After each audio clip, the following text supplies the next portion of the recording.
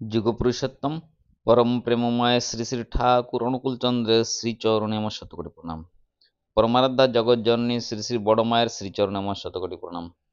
যারা ইউটিউবের মাধ্যমে আমাকে শুনছেন, সকল ভক্তিমতী মায়েদের এবং দাদাদের আমার অন্তরে অন্তঃস্থল থেকে রানন্দিত জয়গুরু প্রীতি ও শুভেচ্ছা রইল। আশা করি আপনারা সকলেই ভালো আছেন। এই পার বাংলার ঠাকুর যদি ওই পারে না যাইতেন, তাহলে আজকে পৃথিবীর কোটি কোটি মানুষ চিনতে হয়তো অনেক দেরি হতো। তাই তিনি আজকের দিনে সমস্ত মানুষের দুঃখ যন্ত্রণা দারিদ্রাদি বেদনা মুছে দিতে সমস্ত কর্মযোগ্য বিশ্ববাসীর কাছে চালিয়ে দেওয়ার জন্যই তো তার যাওয়া। গতকাল নেট দুনিয়ায় যেই বড় বড় প্যান্ডেলের উৎসবগুলি হয়েছে, বিশেষ করে আসাম আর পুরুলিয়া, সেটা দেখার মতো। কিছুদিন আগে ত্রিপুরাতে একটা উৎসব হয়েছে কোটি কোটি টাকা খরচ করে।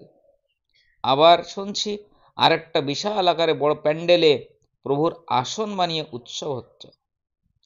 মানুষ কত আনন্দ পাচ্ছে, এমনকি ঠাকুর নিয়ে যারা সমালোচনা করছে তারাও একবার ঠাকুরকে এবং ঠাকুরের কর্মযজ্ঞগুলি দেখতে আসছে।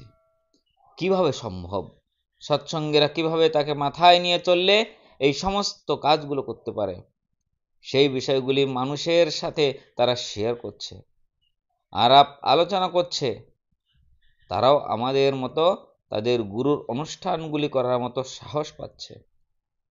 এখন আমার কথা হলো, তিনি জানতেন এই যুগের মানুষগুলি কিভাবে থাকলে আনন্দ পাইতেন। তাই আজকে আচার্যদেব তিনি দয়া করে যেই বড় বড় উৎসবগুলি করার জন্য আশীর্বাদ করেছেন, সেই আশীর্বাদগুলি বাস্তবে রূপ দিচ্ছেন এখন সারা দুনিয়ায়। আসলে মানুষ কত টাকা পয়সা খরচ করে বিভিন্ন সমুদ্রে বা বিভিন্ন পার্কে বিদেশে গিয়ে আনন্দ উল্লাস করে আসে। কত হাজার হাজার টাকা খরচ করতেন, এরপরও আনন্দগুলি বেশিক্ষণ সময় থাকতো না।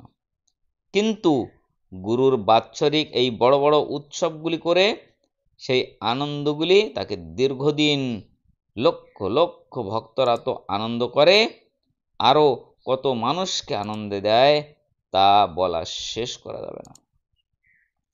বিশ্বের সমস্ত মানুষ তার কাছে আসে শান্তি পাবে, স্বস্তি পাবে, আনন্দ পাবে। এই যান্ত্রিক জীবনের শান্তির পরশমণি হয়ে দাঁড়িয়েছেন আমাদের প্রভু। তাই আজ প্রভুর ইষ্ট কাজে বর্তমান ইয়াং জেনারেশন যেভাবে হয়ে উঠেছে, আমার মনে হয় আর বেশি দিন নেই এই বিশ্বের সমস্ত মানুষগুলির কাছে তার বার্তা পৌঁছে যেতে। মদের নেশার মতো হয়ে মানুষ যেভাবে মাতলামি করত এক বয়সে, সেই মানুষগুলি এখন ইষ্ট নেশায় মেতে আছে। সেটা একমাত্র সম্ভব তাকে কেন্দ্র করে চলা। যেমন সূর্যকে কেন্দ্র করে বিশ্বের কোটি কোটি গ্রহ নক্ষত্র ঘোরে, ঠিক তেমনি সৎসঙ্গীরা পরম প্রেমময় শ্রী ঠাকুরকে কেন্দ্র করে বর্তমান পরম্পরা জীবন্ত আচার্যদেবকে কেন্দ্র করে গোটা পৃথিবী বিচরণ করছে। তিনি আরো বলছেন, কত সুন্দর করে আমাদেরকে ভালোভাবে বাঁচিয়ে রাখার জন্য। আমি বেঁচে থাকতে চাই আপনাদের মধ্যে, আপনারাই আমায় বয়ে নিয়ে বেড়াবেন যুগ যুগ ধরে। বংশ পরম্পরার ভিতর দিয়ে প্রত্যেকে তার স্ব জীবন ও চরিত্রে। এই আমার মস্ত আশা। আমাকে এইভাবে বাঁচিয়ে রাখার দায়িত্ব আপনারা গ্রহণ করুন, নইলে আমার কথাগুলি প্রাণ পাবে না, সেগুলি শূন্যে হাহাকার করে ফিরবে। আলোচনা প্রসঙ্গে শ্রী ঠাকুর বলেছেন, এইভাবে সমস্ত বিশ্বের মানচিত্র হবে একটা, নাম হবে সত্যযুগ।